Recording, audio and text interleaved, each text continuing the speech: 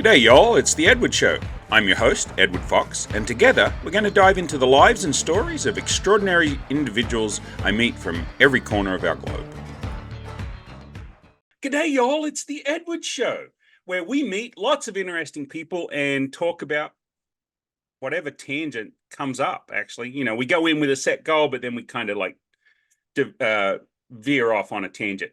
So the Edward Show is all about meeting interesting people and talking about interesting people. Today, my guest is Dianna Kokoszka of,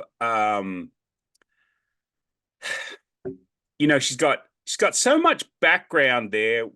CEO with what division of Keller Williams was it, Dianna? Well, it was the MAPS coaching and training division. It was a division within the company. Right. And yeah, I was CEO there for about 14 years. Okay. And so 14 years doing that, speaker, author of the book Becoming More that we'll get into. And you know, what she told me to say went straight out of my head as soon as we started recording, which is the way, hey, you don't have to have it all lined up and ready to go. I'm kind of like a seat of my pants kind of person. But you know what caught me, folks, was, and let's just dig in. What caught me was that she was telling a story about how she got started pulling her kids around in a little red wagon. So why don't we go with that story, Dianna? Welcome to the show. Hey, thank you so much. And I like the way you go by the seat of your pants, because that's what life is, right? You never know what curves are going to be thrown at us that day and what's going to hit us in the face. And sometimes it's like we're on a roller coaster. We're at the top of our game and we can go to the depths of depression all within about 15 seconds. So when I started real estate, I really couldn't afford. I wondered why I even started it. I couldn't afford a babysitter. So I put my kids in a little red wagon and started going door to door because I knew people wouldn't come and see me. So as I went from neighborhood and door to door, and my kids started meeting other kids, and it really just worked. Of course, a lot of the other realtors started saying how crazy I was and why would anybody want to work with me? Yet I really got to know those people. And my first year, while the average agent was selling about 5 homes a year, I sold 104. Wow. And the people go, how'd you do that? How'd you sell 104 homes? And I think the biggest thing is, Edward, nobody told me I couldn't. Right. I think sometimes we have so many things put in our mind of what we can't do that we forget what we really can do. And therefore, we limit ourselves. And that is so true. I tell people all the time, I left school at 15 and started my first business, a 9th grade dropout.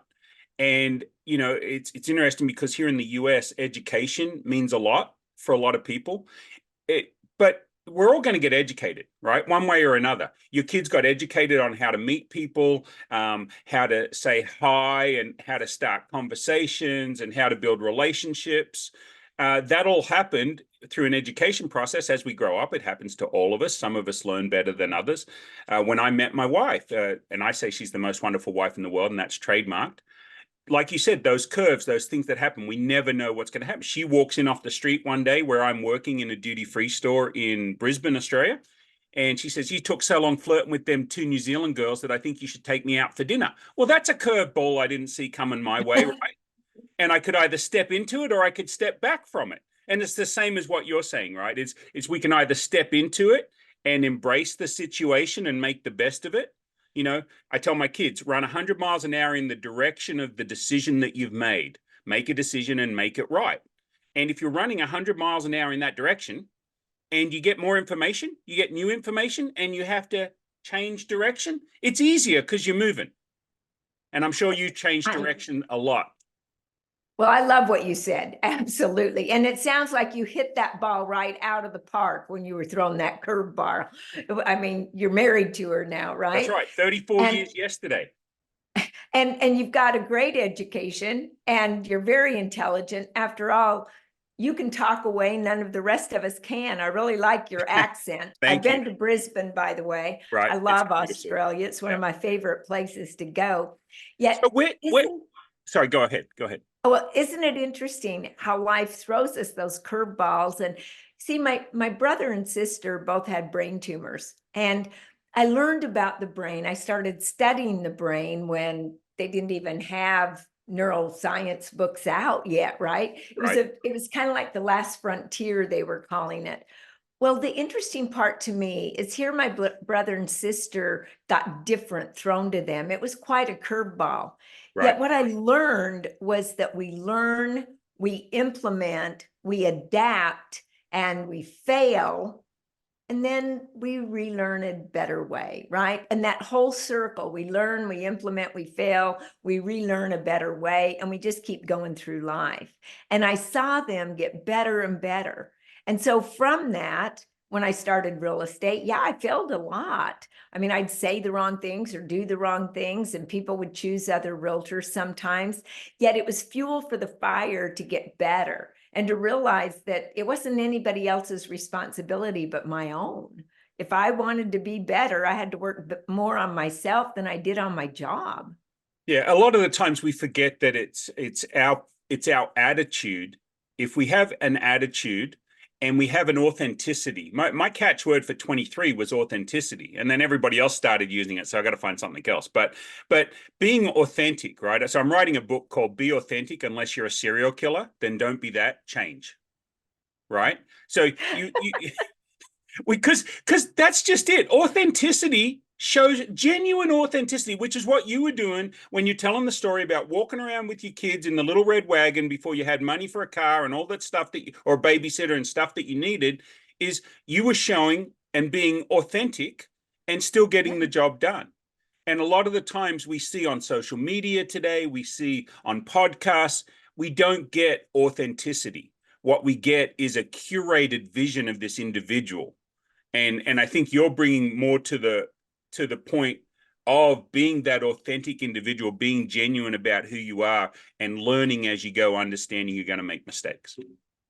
Well, it's so important. Like you said, I have to laugh as you were talking because I literally borrowed cars from some of my neighbors, my friends.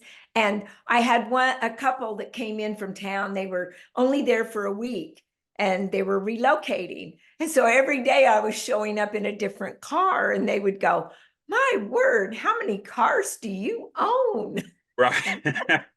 Exactly. So, and my dad always taught me that cars were just tools, just like everything, right? And so we're a big family of, if we've got a car sitting idle and somebody needs a car, let them borrow the car. So I went to Australia for 5 weeks over December. Left on 5th of December, got back like 8th of January or something. And one of my friends goes, "Oh man, I need a vehicle." I said, "Well, ours is sitting here for 5 weeks doing nothing. Just make sure it's full when I get it back, and if you put a lot of miles on it, then do an oil change or something, whatever." "Oh, well, how much would you want us to pay you?" No, that's not the point, right? Is you do things to add value to people, to add value to people's lives when you can, and it comes back pressed down and overflowing, right? There's so many blessings my wife and I have received by helping somebody over here, and then unbeknownst to this person over here, that what they're going to do is going to bless us in a way that we needed. You just never know where it's going to come from. Well, I love the fact that you want to add value to other people. And that's one of the things that you and I connected on because we both desired to do that. In fact, at 7 a.m., an alarm goes off on my phone and it says, "What will you do to add value to others today?" And at 7 p.m., it goes off and it says, "What did you do to add value to Wow. others today?" So it kind of holds me accountable to doing the things that I want to be known for. Because Right. when my time on this earth is ended, I just want people to say she made a difference and added value to the people she met. Yeah. That's Well it. done, true and faithful servant, right? Well done. Yes. You I know? want that one as well. Yeah. That's for sure. Yeah. So I was going to ask you this. Where did you get started doing real estate? You're in Austin now, right? Yes, sir. Is In that where fact, you I got? live on Lake Travis, so Oh, okay. I really like water and the lake and Right. all of that. Yet I started in Denver, Colorado. It was Okay. 1978, and it was pretty much a man's world. In fact, I went to 12 offices before they would hire another woman. Most of them already had one woman at the time. And it's very interesting today because real I would think, estate, there's a yeah. lot more women than there are men now, right? So it's just kind of the pendulum has swung to the opposite side. Yet all of those things I think helped make me who I was, because it taught me persistence. It taught me that no matter what is coming at you, you can dodge it, you can go for it, and you get to choose every single day. I mean, Robert Louis Stevenson said, to be what we are and to become what we are capable of becoming is the only end of life. And I hung on to that. Who am I being and who am I becoming? Because that's what I wanted to do. I wanted to be better. And quite frankly, I wanted to have what other people had. I wanted to be able to do what other people did. I wanted to be like other people. And for a long time, I started thinking, oh, well, if I had what they had, I could do what they do, and then I could be like them. And Right. then I realized, no, I had to be like them in order to do what they did. And then I could have what they have. And now in my book, I've added, then we can give. So Right. it's about be, do, have, give. And that makes us the hero of our own life when we live it that way. Right. Well, let's transition into talking about your book. Has that been released yet? Is it on the market? Yes, it is. You can get Okay. it right there at Amazon with Becoming More, Okay. and you can't get to better until you get to different. Okay. So tell me let's spend a couple of minutes on how the book came about. Is that something you'd always wanted to do, is write a book? No, Okay. I didn't want to write a book at all. In fact, I had written a program called BOLD, Business Objective, A Life by Design.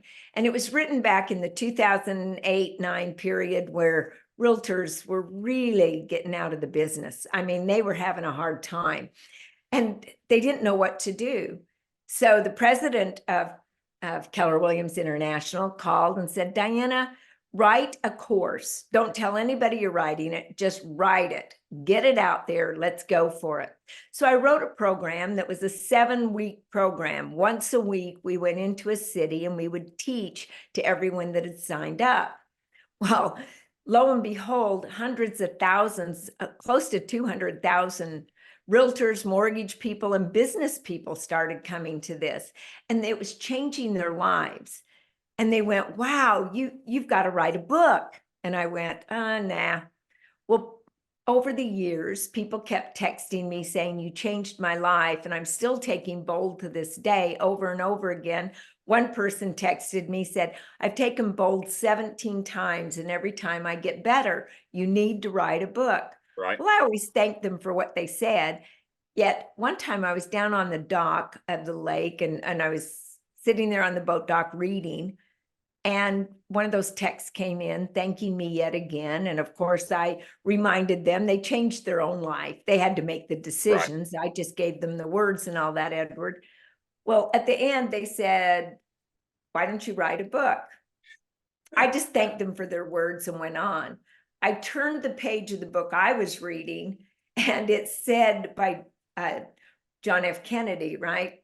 Well, if not us, who? And if not now, when? And I thought, I think I probably need to start writing a book. So I did research. I found out that literally 96% of the business leaders in the world were under stress and feeling burnt out.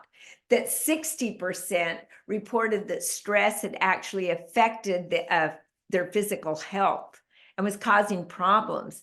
That 94% of all the workers right now in the US have some kind of anxiety and stress that they're feeling. And all of these come from Stanford Business, the Institute of Stress, and literally Harvard Business Review said 65% report that the stress of their job is having negative effect on their relationships.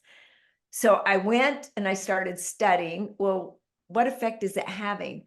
When money is prevalent, the divorce rate is still around 38.7%. Yet when money gets bad, it goes up to like 54.7%. And I went, okay, I'm going to write a book. It's going to be a book that helps people go from the story they're currently living to a new story, a better life, and to leave a legacy that they're proud of. Well, then I started going to neuroscientists, to doctors, and I started reading all sorts of neuroscience books, very boring, studying brain scans. And I came up with a model that takes us step by step through a process that we train our brain to a better way of thinking, to a better story. And I literally patterned it off of John Wooden's success triangle. This Okay. is a triangle that it starts with our thoughts and then goes into our beliefs and our values, our emotions, our mindset, our perception, and it goes on up the pyramid. Each chapter, though, takes us through the limiting ways of thinking and the liberating ways of thinking.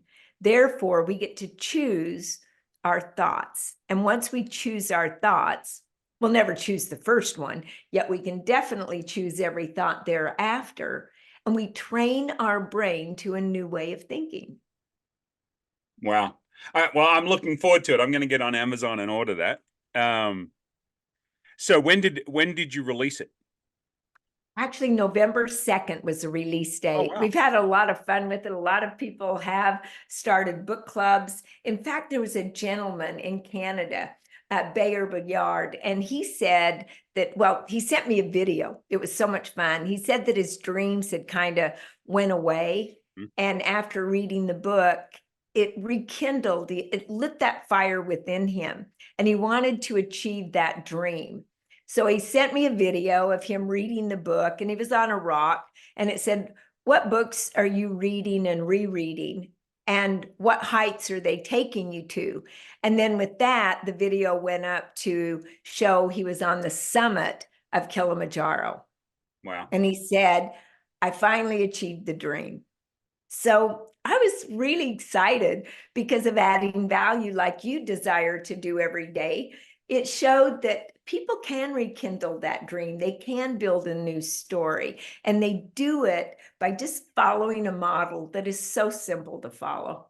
Right. Exactly. And so that's exciting for me because big proponent of reading. That I love reading. I love reading historical stuff, historical biographies. Winston Churchill is one of my favorites.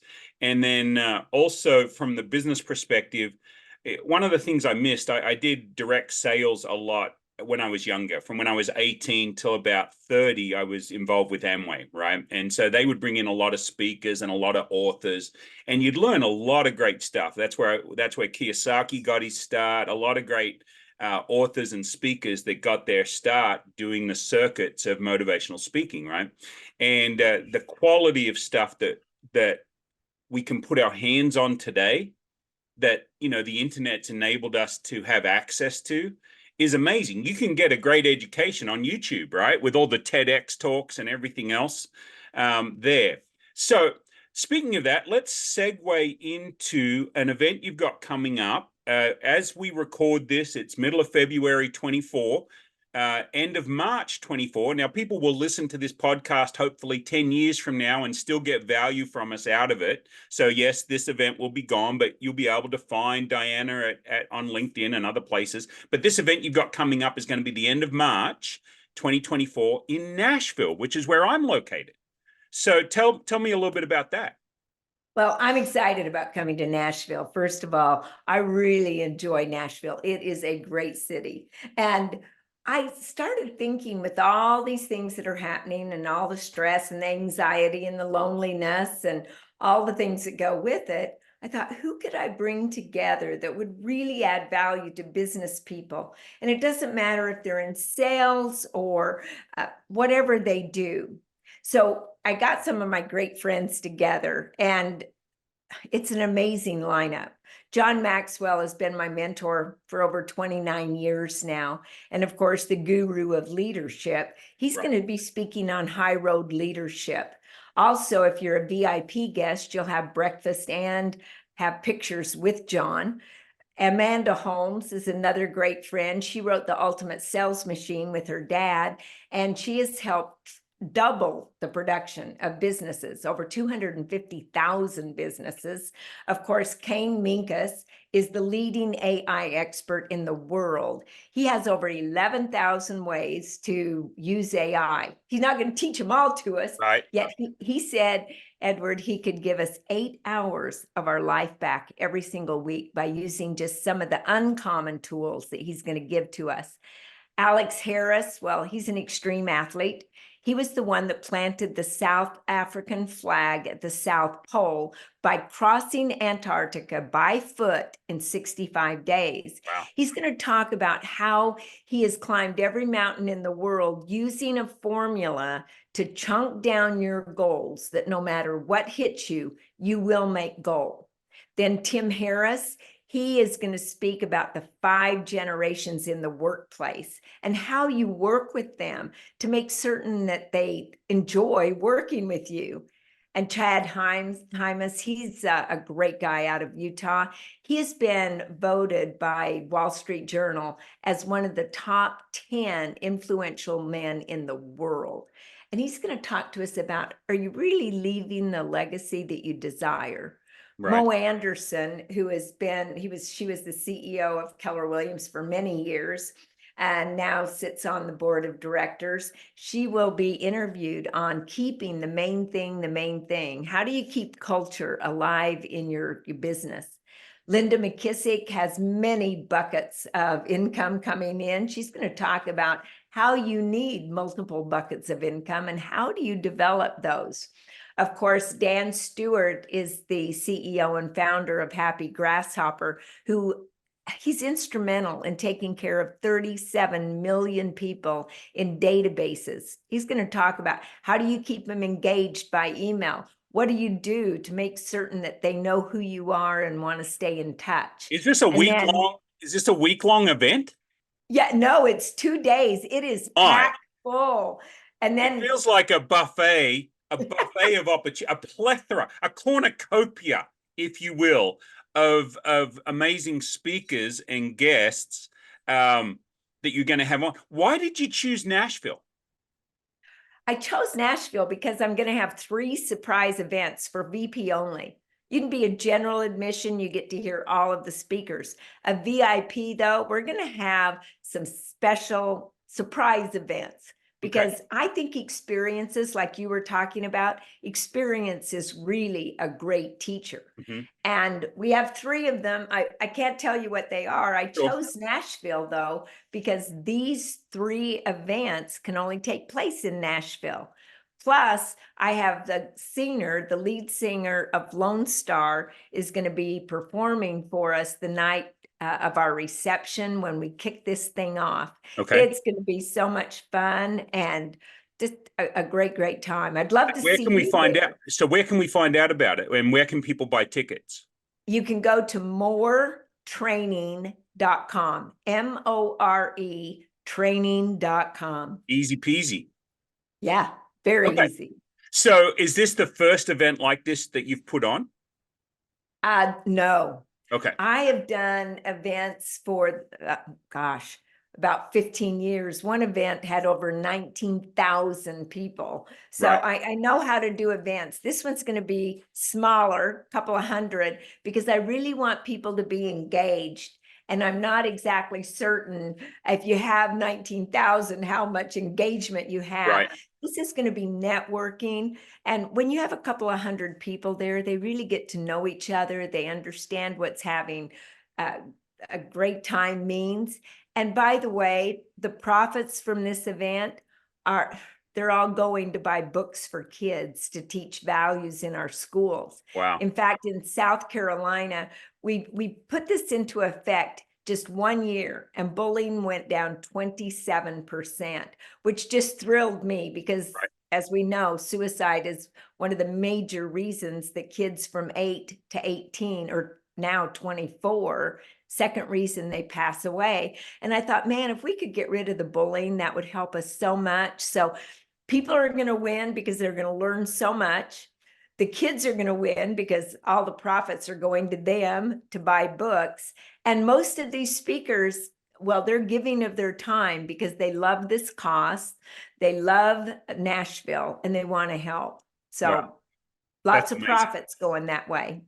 That's great. And so are there going to be there's going to be additional events outside of this. You were alluding to 3 special events that we can't talk about. So that's interesting. So folks, get on moretraining.com and look at what tickets are. Now, if you're listening to this podcast after the event, don't worry. You haven't missed out because like Dianna said, she does thousands of events. Like she's done a ton of different events. So there's going to be access to her book. There's going to be access to whatever she's got going on. Whenever we hear this, even if it's 5 years down the road, I'm sure she'll be doing something to add value to people somewhere. And the fact that these profits are going to help our kids in schools and reduce bullying. I mean, man, I was the big fat kid at school, gentle giant, bawling every day because I was picked on consistently.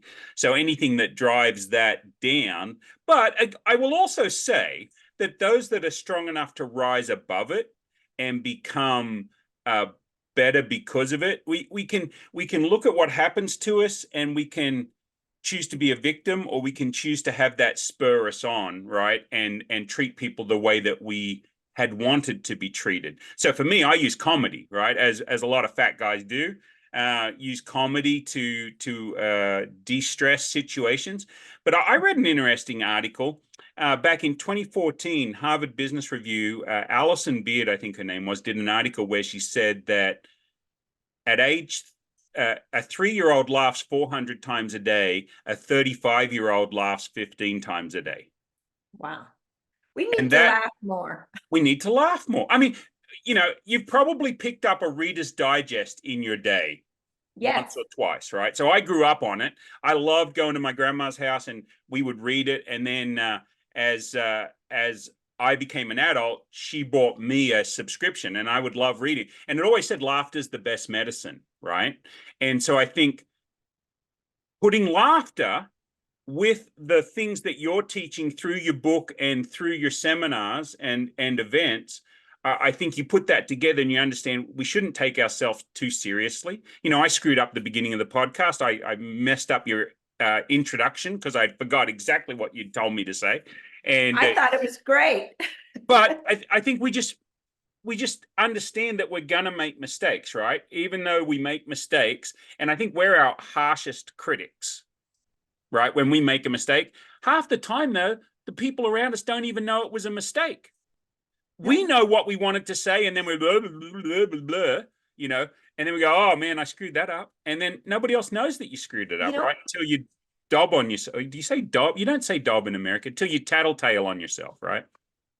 Well, the interesting part of that, yes, we all have different words, yet I wonder how many parents actually sit around the dinner table and say, what did you fail at today? Because that gives the kid the right to actually brag about failing and understanding that it's okay. So many parents want their kids to be perfect. And I know I can fall into that perfection type thing, yet it's really that authenticity that makes life fun. And even the crazy dad jokes, that go around, just have some kind of laughter. And I love you bringing up Reader's Digest. I remember Art Linkletter. I don't know if you ever watched that. The kids say the darndest things. Yep.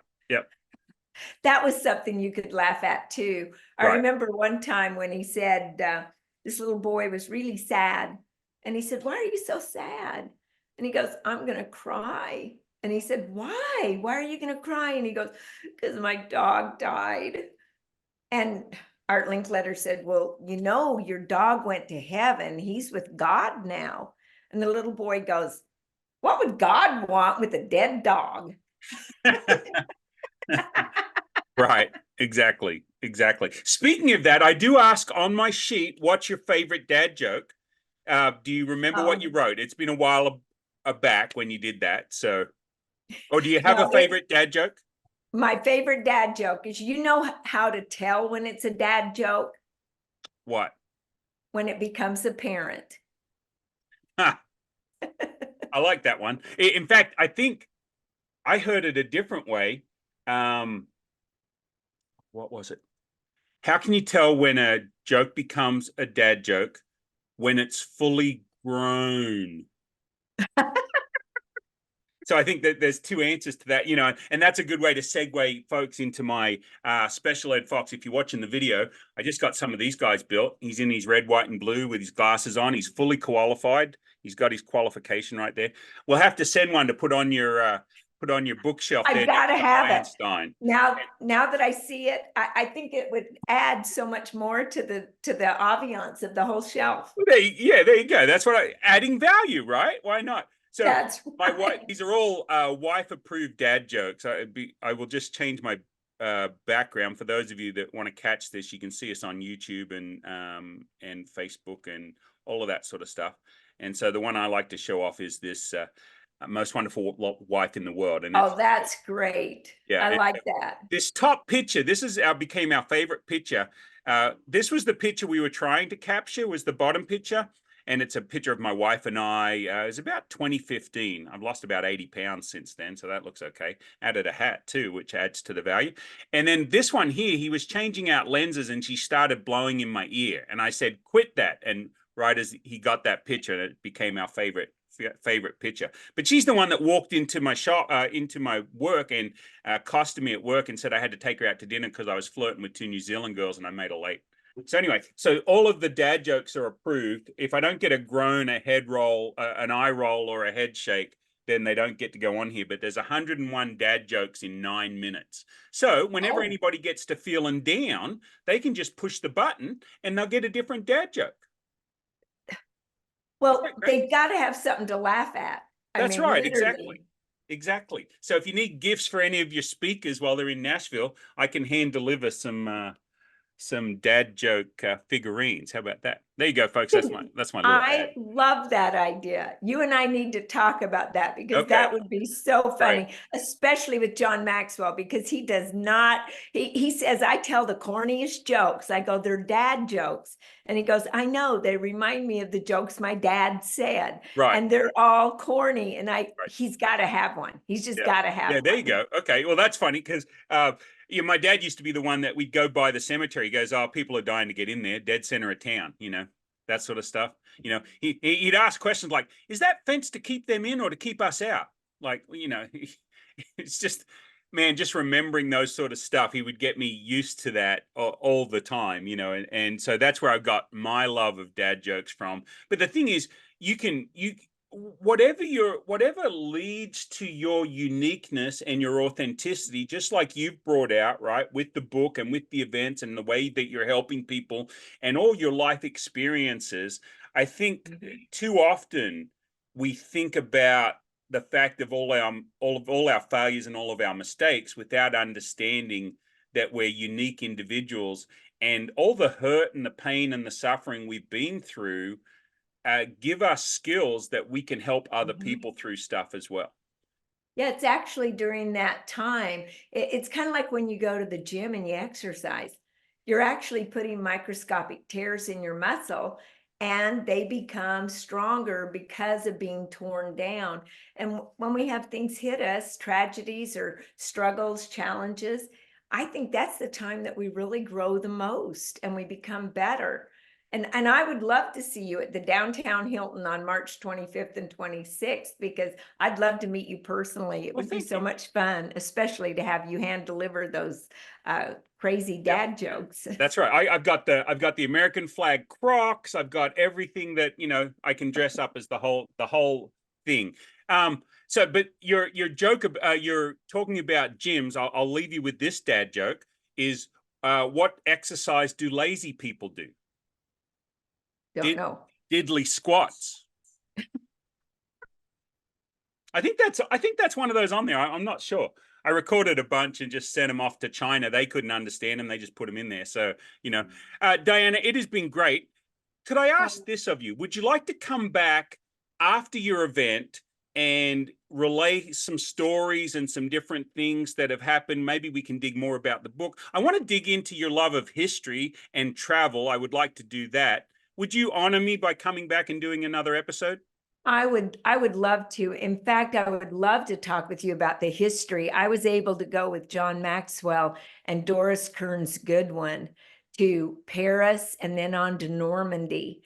And of course, Doris Kearns Goodwin has written so many books about FDR and Lincoln. And I mean, she's a great historian. And the things that I learned on that trip that we can implement in our lives today was phenomenal. So yes, I'd love to share. Wow, that'd be awesome. That would be great. I would love to have you back. Dianna, so we've got the book out, Becoming More. And I'll have all the details, folks, in the show notes, all of her social media, all of her websites, and access to moretraining.com. All of that will be in the show notes, and you can find us on all the social media platforms and on all of the podcast platforms. So be sure to go in and like, subscribe, download, do everything. Dianna, are you doing a podcast? Have you got your own? I'm starting a podcast. Yes, sir. Actually, we just had one of the first episodes being released, and it's Becoming More. So with various guests. Yes, you should be on it. Hey, I'll get in touch with you. I'll do that. Yeah, you betcha. Hey, thanks so much. And man, when Lisa called me out of the blue and we got to talking, I almost wasn't going to take the call, right? Because it came through on my cell phone. I knew it was sort of like a marketing call, but it was for a totally different thing, right? She was looking for sponsors for the event and stuff. And then I got to talking about, well, you know what? Maybe I can add some value by having Dianna on the podcast. And oh, I appreciate it so much. Yes, she has been reaching out to people in Nashville because it's a great town and they may want to donate. I mean, It's only $3.27 to get a book for the kid to go through the course. So literally think about that. $32 and some odd cents puts 10 kids through. Right. Sorry, finish that thought. You said literally, and I thought that should be literally. Anyway, sorry. My brain, you saw me like lose focus. I love it. I love it. You know what? I like to go fast, and sometimes, boy, I mutilate a word. It is so good. All I desire, though, is to help people, add value to them. So make the event. You won't be disappointed. And if you can't make the event, go to moretraining.com, watch the video about the kids, and at least donate to help the kids. Awesome. Hey, thank you again so much for being on the show, Dianna. Thank you so much. Bye. G'day again. Well, that's it for the show. Hope you enjoyed it. Be sure to like us, subscribe, follow, write a 5-star review, all the good stuff. Thanks a lot for listening, and look forward to having you listen to the next one.